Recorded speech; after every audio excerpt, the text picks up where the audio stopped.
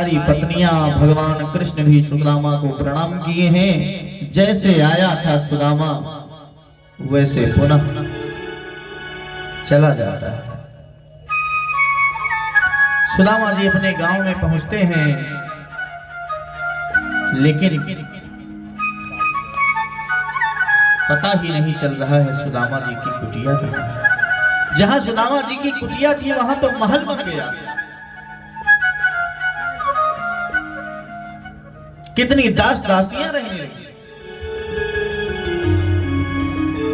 सुदामा जी को पता चला है कि यह सब गोविंद की कृपा से हुआ है।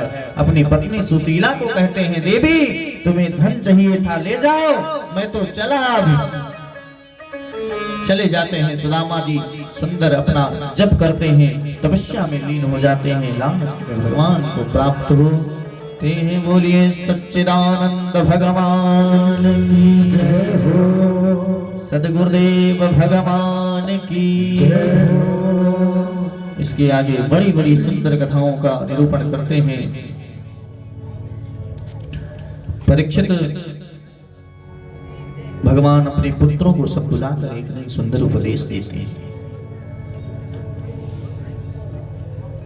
पुत्रों से कहते हैं, व्यक्ति की बिगड़ने के 4 साधन होते हैं। कृष्ण रूप यौवन संपत्ति।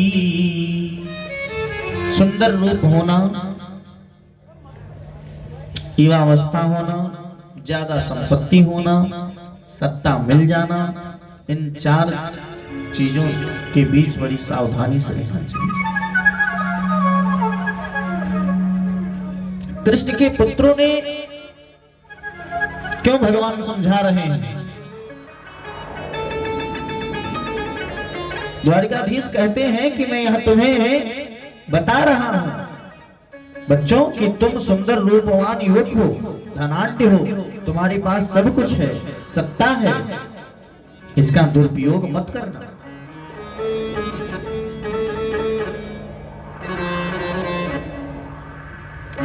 बेटा किसी का अपमान मत करना, साधु संतों का अपमान मत करना।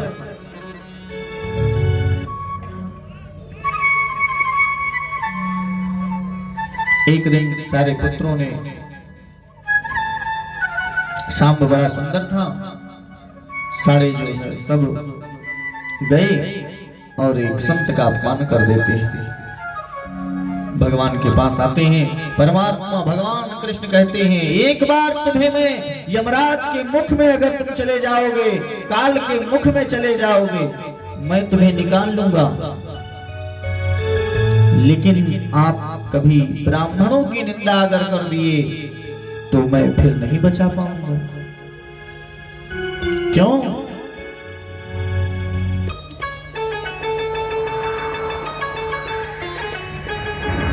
ब्राह्मणों की निंदा करने वाली को मैं बचा नहीं पाता। हाँ, काल से बचा सकता हूं। दुर्लभो मानसो देहि देहि नाम क्षण भंगुरः। बड़ा दुर्लभ शरीर मिला है, सदुपयोग करो। इसके बाद सुंदर दत्तात्रेय की कथा कहते हैं सुखदेव स्वामी।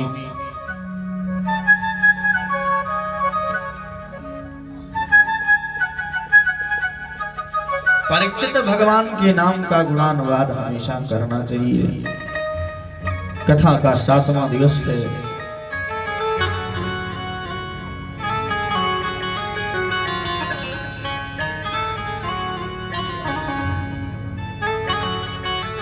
कुछ लोग कहते हैं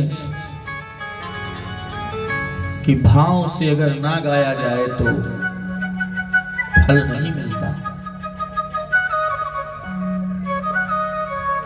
कि भाय को भाय अनख आलसहूं, नाम जपत मम कर इस दशा। भाय को भाय भाव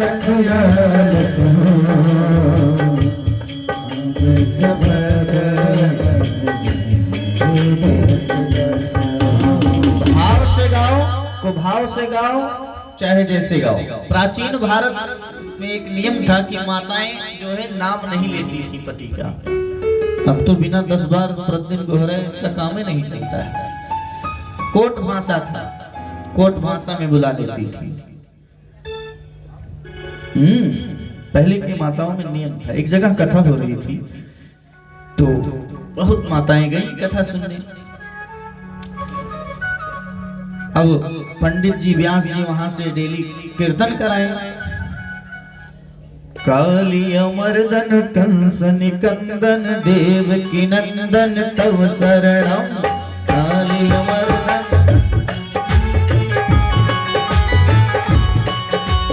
काली अमरदन कंस निकंदन देव की नंदन तव शरणम।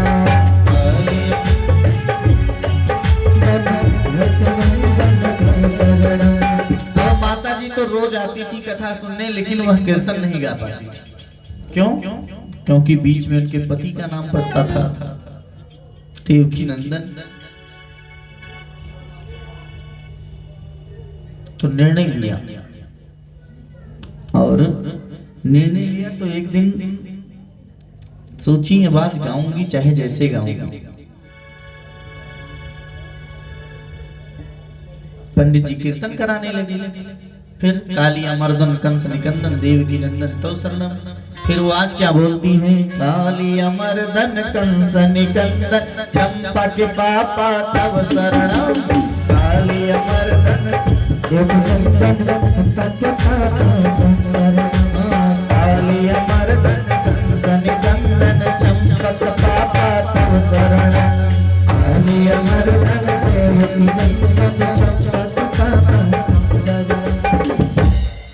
अब कालिया मर्दन कंस निकंदन चंपक पापा तव शरणम। देव की नंदन हटा दिया, कीर्तन भी हो गया। इसलिए गोस्वामी बाबा कहते हैं कि भाव को भाव अनथ रस हो।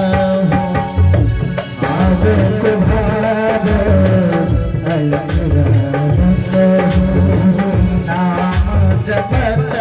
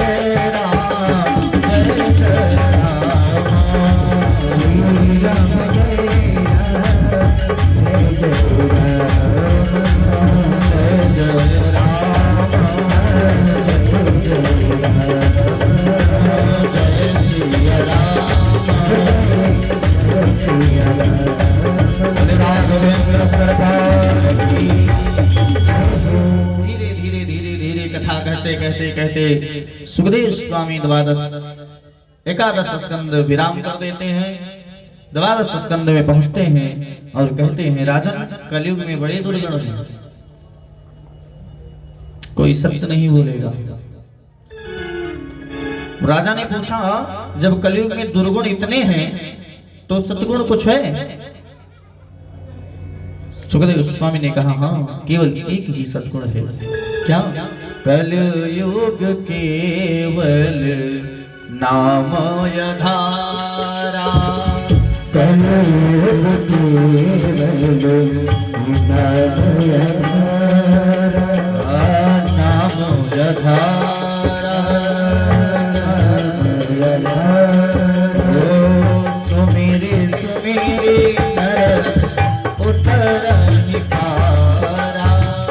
सुमेर सुमेर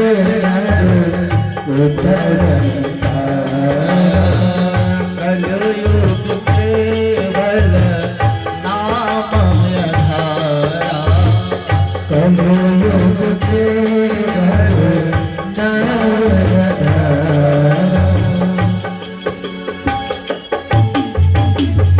कलयुग में केवल एक ही गुण है कि जितने भगवान के नाम का गुणगान करोगे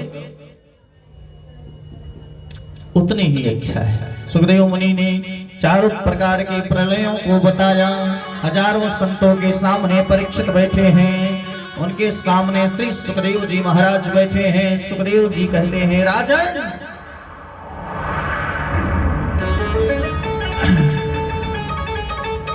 मैंने तुम्हें भागवत की कथा सुनाई,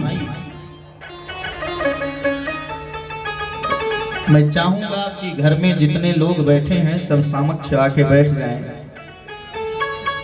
सामने।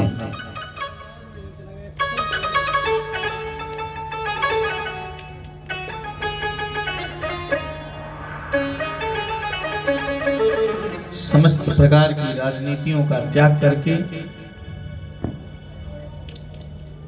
1 घंटा क्या 40 मिनट लगेगा, अभी मंच के समीप बैठ जाए आके। सुखदेव मुनि कहते हैं, राजन मैं तुम्हें कथा सुनाने आ गया और आज 7वां दिन है, तक्षक आएगा।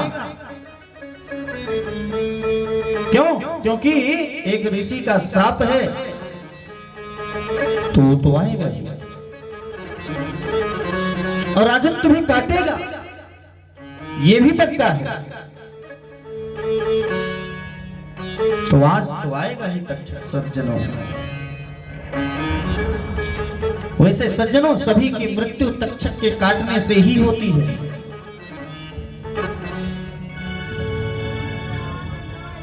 आज के 7 दिन पहले तुम्हें एक ऋषि ने श्राप दिया था, याद है? परीक्षित हाथ जोड़े, जी गुरुदेव। परीक्षित वह तक्षक आज आएगा।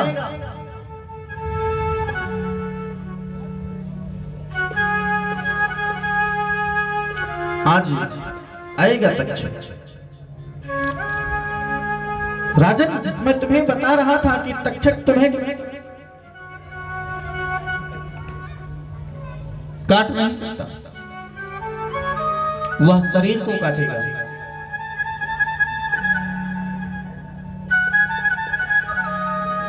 तुम्हें नहीं काटेगा।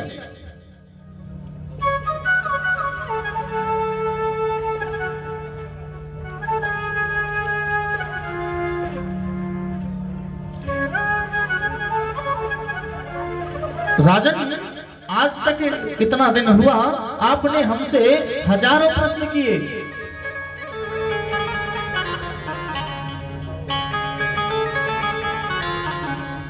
एक एक प्रश्नों का मैंने आपको जवाब दिया।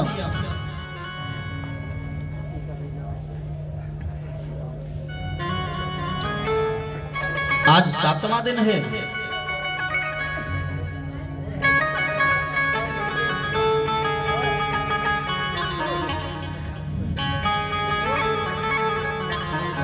आज 7वां दिन है, तक्षक आ ही रहा होगा।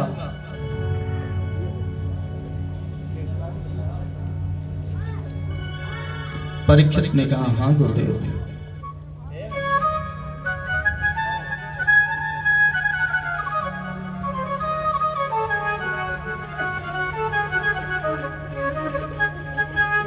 सुखदेव जी ने कहा, राजन हजारों प्रश्नों का मैंने जवाब दिया है, परंतु अब एक प्रश्न मैं आपसे करूंगा।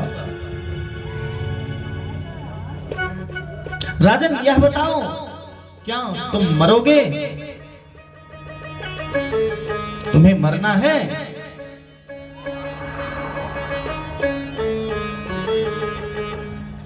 परीक्षित ने कहा, नहीं गुरुदेव, मैं क्यों मरूंगा? मरना तो इस शरीर को है, आत्मा का कभी मरण नहीं होता। सुखदेव जी ने कहा, हाँ परीक्षित, बस आपने कथा सुन ली, अब सज्जनों, सुखदेव स्वामी चाहते तो परीक्षित की मृत्यु भी टाल सकते थे, ऐसा सामर्थ्य था,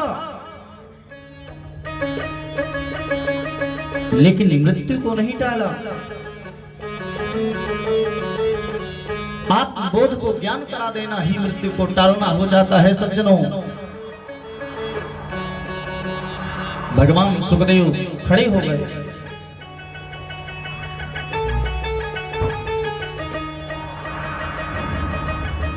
जैसे खड़े हुए राजा परीक्षित खड़े होकर तत्काल प्रणाम किए और सुंदर पूजन किया है सुखदेव स्वामी का।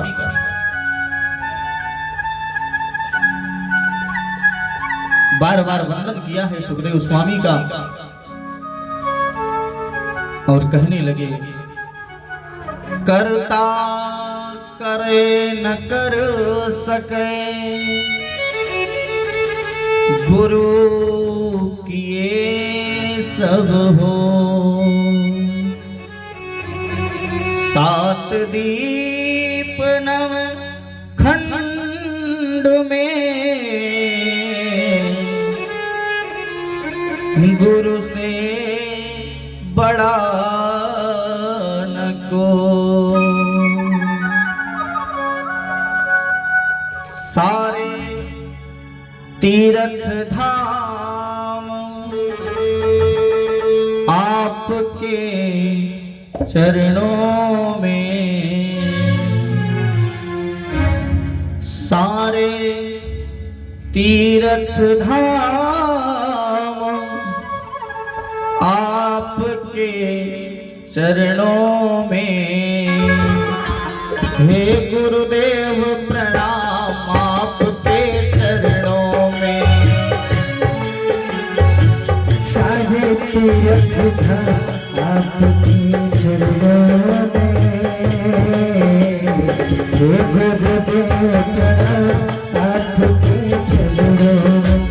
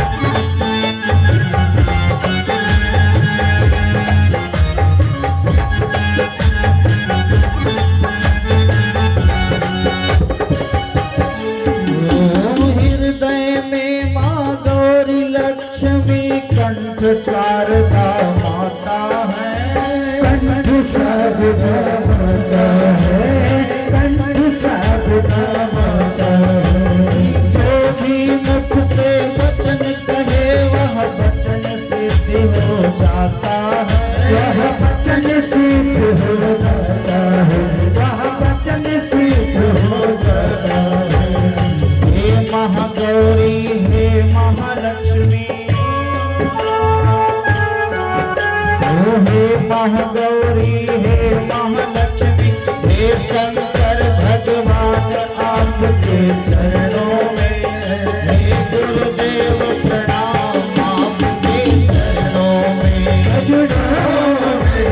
सारे तीर्थ धाम आपके चरणों में, हे गुरुदेव प्रणाम आपके चरणों में।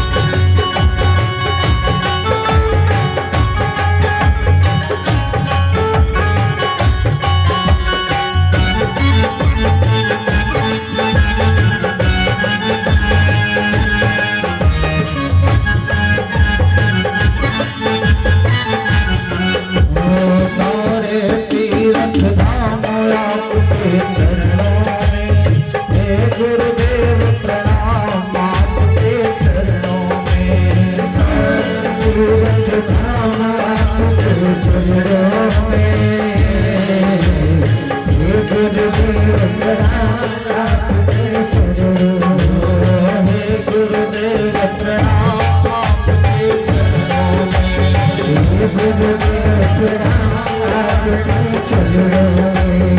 हे गुरुदेव प्रणाम आपके चरणों में। हे गुरुदेव प्रणाम आपके चरणों में। हे गुरुदेव प्रणाम आपके चरणों में। हे गुरुदेव प्रणाम आपके चरणों में।